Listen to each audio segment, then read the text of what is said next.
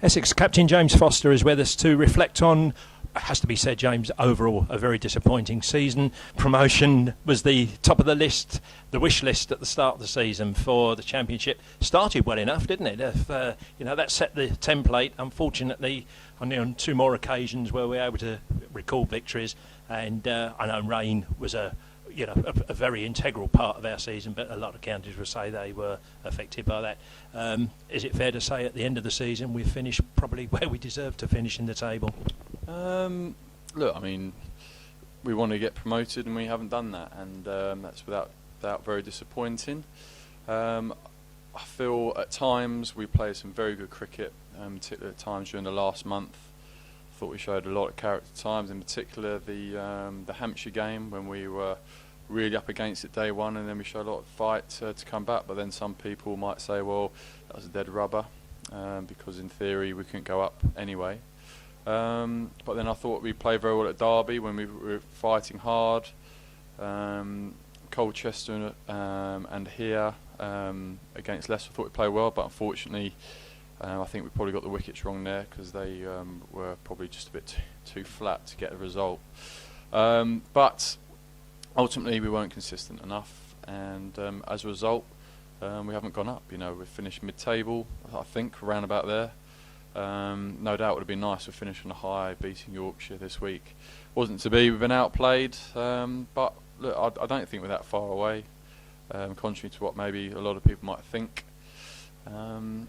And I think there are a variety of areas, well, a lot of areas that we need to work on, individually and as a group, as a unit.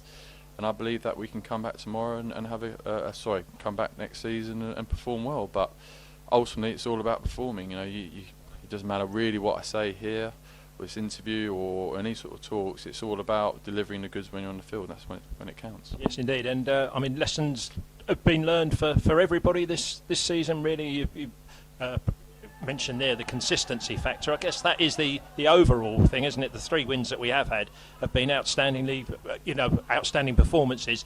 At the same time, we've also put in some very contrasting performances, and a couple of bad sessions in a game which have just cost us ultimately.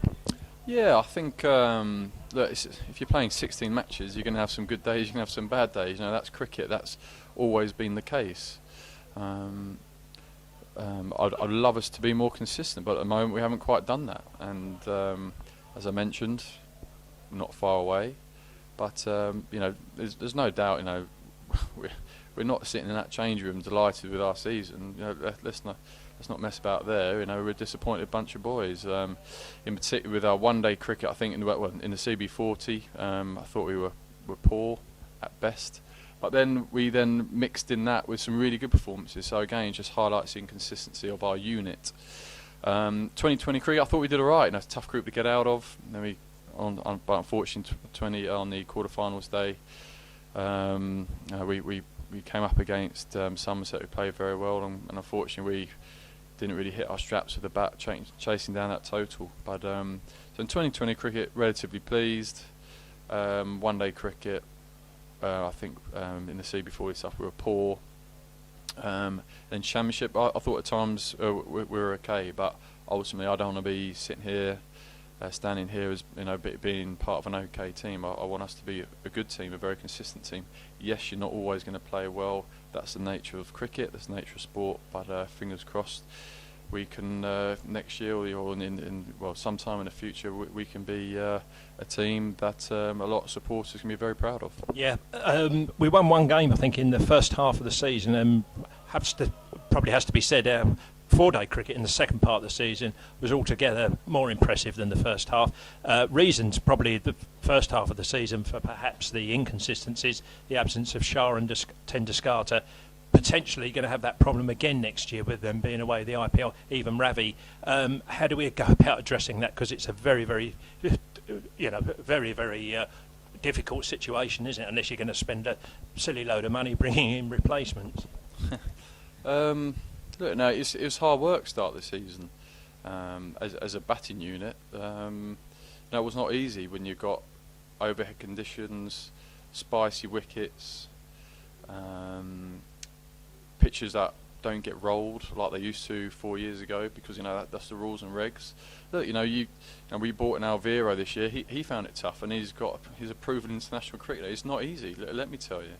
Any people who think you're just going to pitch up and bang out 300, 350 every time, I think you're kidding yourself. But there's no doubt we can improve in areas. No doubt. When we tend to lose wickets, we tend to lose clusters of them. But look, you've got to learn from what's happened this year. And again, people might then say, well, you haven't learned over the last couple of years. But we're trying our best individually. We've got some good meetings next week individually with players, and a chance to talk through various things for people's winters.